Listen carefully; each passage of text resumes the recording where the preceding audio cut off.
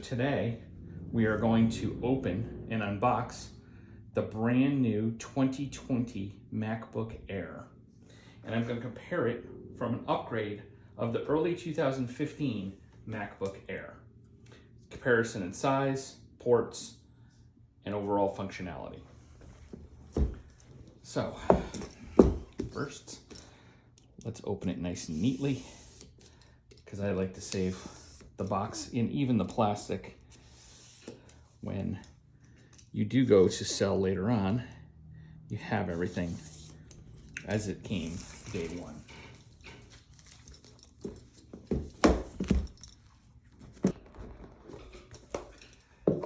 And there she is, a beauty. Typical Apple packaging in its plastic wrapper with the one pull to get it out of its plastic. And I'm trying to keep this kind of together just for later on if I want to reseal it.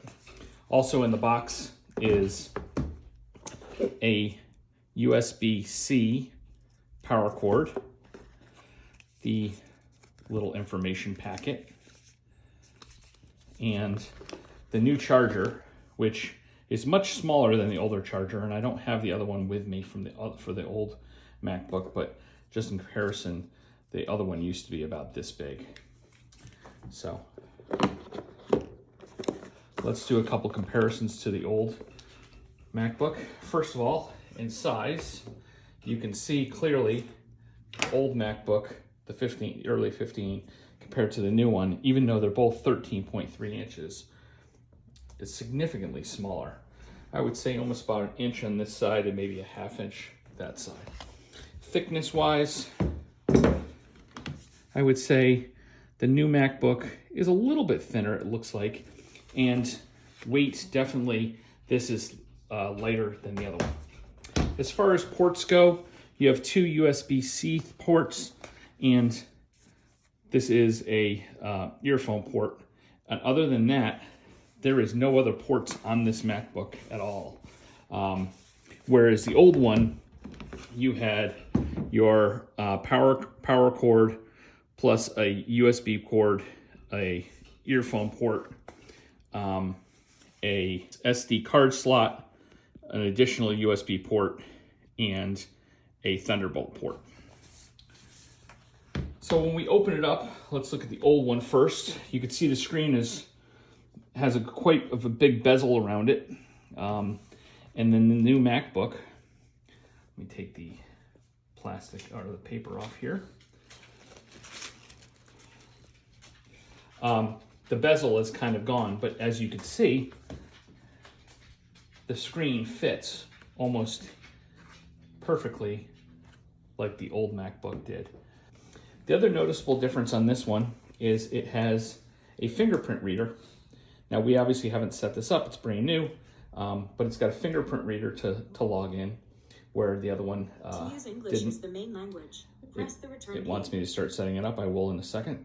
And also, the other noticeable difference here is the touchpad is significantly different and larger. I'm going to say it's probably 5 inches on the new one, where the old one was maybe 3.5. So we'll start some of the setup and just see how it goes. I chose English. Oh, United States right there, right at the top. So I hit enter. And I've got to choose a Wi-Fi. So then it asks for data and privacy. And then, do I want to transfer information now? So I am going to transfer information. I'm going to pause here for right now because it's going to take a little while, but I'll come back after the transfer is done and walk us through the rest of the setup. Okay, so what we ended up doing was we decided we weren't going to restore from the backup, and we're going to do this manually just for the lack of time. So the previous 2 pages, it asked us to log in with our Apple ID and password, which we've done, and then it sent a code to another Apple device to authorize it. So in this case, it still sent it to the old MacBook, and we put the code in. So now it's asking for the terms and conditions, where we'll hit agree, and it'll bring us to the next step. this one is, it's created, do you want to create a computer account?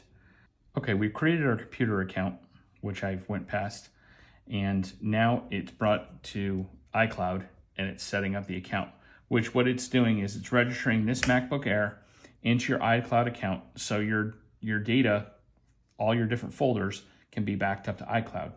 Now, one limitation that I found is depending on how much data you have on your MacBook, some of the standard plans that Apple offers will not work for backing up your data. So the first plan is, I think, one gigabyte, which is barely enough to back up your phone. And then the second one is two gigabytes. And then there's a 200 gigabyte plan. And that's what we currently have. That way the whole family can use it and set up the iCloud account and back it up using iCloud. That way you pretty much have a good amount of storage out there that can be backed up in your cloud, especially for your important things like your videos and your pictures and your documents. All right, so what has happened that we took you away for a minute here for security reasons is it set up the iCloud at the cloud, and then it sent a passcode, asked a passcode for on the iPhone, and we put that in, and now it's setting up the Find My iPhone feature or Find My Mac feature. And then it's asking other things about Express setup, and do we want analytics? I don't like to share with the manufacturer. That's my prerogative. And then screen time, we'll set that up later. And then I think we've got Siri. We can enable to ask Siri. Since this is my daughter's computer, I'll ask you, do you want enable Siri or not? Yeah. Yes, she does. Okay. Since she's a teenager, that makes sense. And then, so we're going to say, set up, hey Siri, later.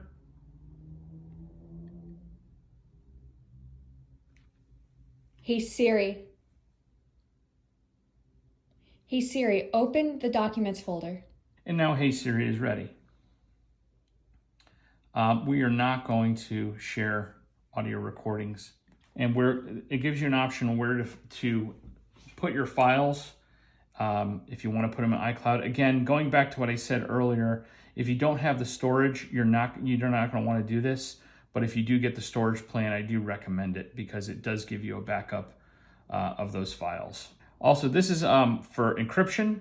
It's totally up to you for encryption. I think you should set up encryption, especially if you're storing anything in a cloud environment, whether it be Dropbox or MyCloud.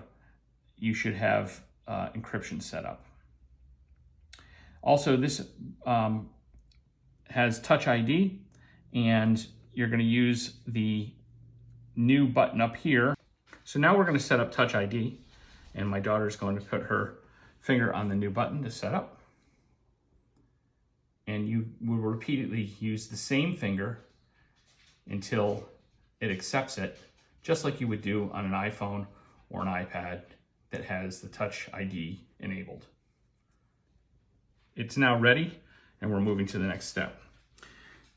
You can set up Apple Pay on here. We're not going to do that at this point in time. We will do that later.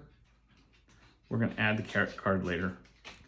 And then we'll choose our different way of look, light, dark, or auto. Let's see this is True Tone Display. Your Mac automatically adapts to ambient lighting conditions. You can change this later in displays. Let's see what it looks like without True Tone Display. Kind of makes it a little bit of a different color. We'll continue for now. This is happening in real time, so it takes a couple seconds for it to get through this next step. At this point, it looks like it's almost complete setting up our Mac. And I hope to see the welcome screen in a second. And there you go. So we now have our MacBook Air 2020 edition. Just to give you real quick some on the About screen. It's running macOS Catalina. The display is a 13.3 inch display. There's 500 gig of RAM of storage, and that's pretty much it. Okay, one other thing that now this is set up, because this Mac only has 2 USB-C ports and one of them you're going to use for the power, I bought a little USB-C hub. And on this hub, it's got 3 USB ports. It's got a micro SD and an SD card, and it's got HDMI. The manufacturer of this one, it says File Po, but I got it on Amazon. It was $30. A great little tool if you need to connect to CD-ROM or you need to put a memory card in. Since they don't have it, it's a little cheaper than what Apple offers. And the Apple version, you have to get each individual dongle for each individual port you need. So this one kind of 5-in-1 or 6-in-1 actually, and a good accessory to have. Thank you for watching this video. If you like this video, please hit the subscribe button. And if you're a vendor that you would like me to review one of your products, please contact me at the email address below. Have a nice day.